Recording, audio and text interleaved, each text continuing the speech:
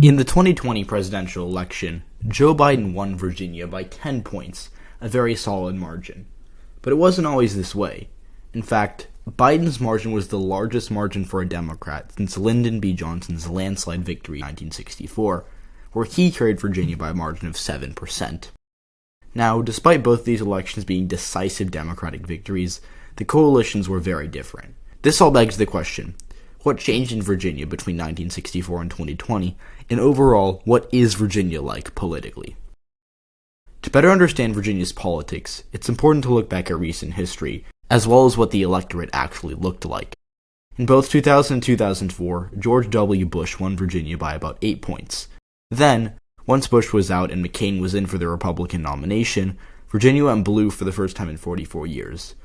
Barack Obama won it by just over 6%, and his victory here was marked by a massive overperformance in the D.C. suburbs in the Virginia Beach metropolitan area. Remember those two names later, they're important. In 2012, Virginia narrowed up a bit, but President Obama remained victorious. Then, in 2016, despite a bad showing nearly everywhere else, Hillary Clinton won Virginia by 5 points over Donald Trump, signifying a seemingly permanent left trend in the state. Then, in 2020, this belief was corroborated when, as mentioned before, Joe Biden won Virginia by double digits in a resounding showing of Democratic strength in the formerly Republican state. So, what changed between 2000 and 2020 in Virginia? The answer is a lot, and most of it benefits Democrats. First of all, Virginia's population has absolutely exploded in the past 20 years. The Virginia that voted for Bush in 2000 had just over 7 million people, while the Virginia that Biden won was home to 8.6 million, an increase of nearly a quarter over the past 2 decades. And the areas that have boomed in Virginia are now Democratic bastions. The 2 counties that have grown the most are Loudoun and Prince William, 2 counties comprised mostly of the rapidly left-trending D.C. suburbs. In 2000, both these counties voted for Bush. The former president won Loudoun by 15 and Prince William by 8. In 2020, though, the counties had totally changed course. Biden won Loudoun by 25 and Prince William by 27. With these areas gaining population and, as a result, Democratic voters, Northern Virginia has swung massively towards the left. Today, these liberal suburbs are a big part of the Democratic coalition in Virginia, and with their growth seeing no end in sight, it's likely that these areas will continue to push the state to the left.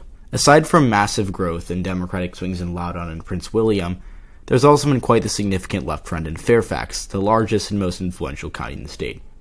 Home to 1.1 million people, Fairfax County is now the county that Democrats consistently rely on to win elections in Virginia. But it wasn't always this way. In fact, in 2000, George W. Bush actually won Fairfax by just over 4%, and he won it by about 6,000 votes. In 2020, though, Biden won Fairfax by a tremendous margin of nearly 42 points. The Democrats netted nearly 251,000 votes from just this county itself. Fairfax's margin for Biden was around half the entire state's margin for him. And if you add Fairfax's numbers to the margins of the rest of the Nova counties like Prince William, Loudoun, and Arlington, that itself is bigger than Biden's margin of victory in the entire state. In short, Northern Virginia's suburbs are absolutely critical to Democrats in Virginia, and their growth has been instrumental to the state's blue shift. The D.C. metro area alone is carrying the Virginia Democrats. In case you've noticed that we've been talking a lot about metro areas, don't worry. It's fine. In fact, it's often said that for what Virginia lacks in cities, it makes up for in big metropolitan areas. This is certainly true. As mentioned earlier, the Virginia half of the D.C. metro area is absolutely massive and is getting bigger. But there are other big metro areas in Virginia other than D.C. Home to over 1.5 million people is the Chesapeake Bay area, which is filled with plenty of notable places. The cities of Chesapeake, Suffolk, Newport News, Portsmouth, Hampton, Norfolk, and Virginia Beach make up the Bay's population, and similar to the North, they've all been trending Democrat recently. In fact, Joe Biden was the first Democratic candidate for president to win Virginia Beach since 1964. Biden also outran Hillary Clinton and Barack Obama in every single one of the aforementioned cities, and the metro area itself went from Clinton plus 10 in 2016 to Biden plus 17 in 2020. Just like in Northern Virginia, the Bay region is growing too. The largest city in the metro area, Virginia Beach, grew by 5% between 2010 and 2020. Even more impressively, the city Chesapeake itself grew by 12%. With Democrats moving into places like the Bay, it's getting harder and harder for Republicans to cancel out these margins. The third and final metro area we'll get to is the capital city, Richmond. Richmond's metro area is home to just under 1.3 million Virginians, and just like the D.C. suburbs, it is deep blue. On paper, the Richmond metro area wouldn't appear to be too influential to Virginia politics due to its lack of large cities. Richmond itself only has around 230,000 residents. When you combine it with its far-spreading suburbs, the population jumps to over 928,000, which is quite a lot.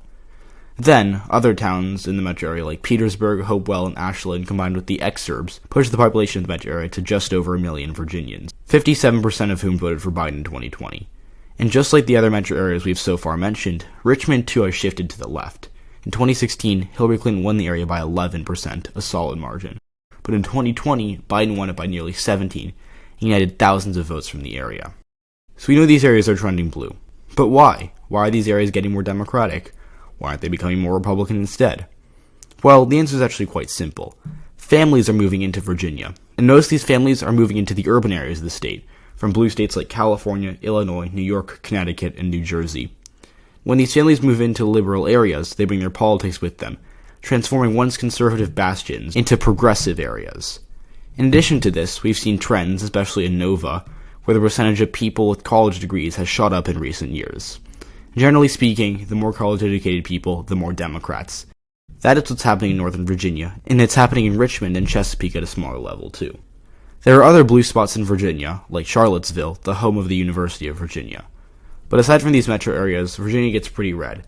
In fact, there are actually two metro areas with over 200,000 Virginians that Donald Trump won in 2020. Lynchburg and Roanoke. And then the rest of Virginia is, for the most part, rural Republican territory that is losing population, once again harming the Virginia GOP's future prospects. In all honesty, the Virginia Republican coalition really just can't catch a break, because while all their areas are losing population, Democratic areas like the DC suburbs, Chesapeake Bay, and Richmond are all gaining population and are getting bluer. And when these three metro areas alone make up the majority of the state's population, the GOP is at a fundamental disadvantage that is, and will continue to be, extremely difficult to overcome.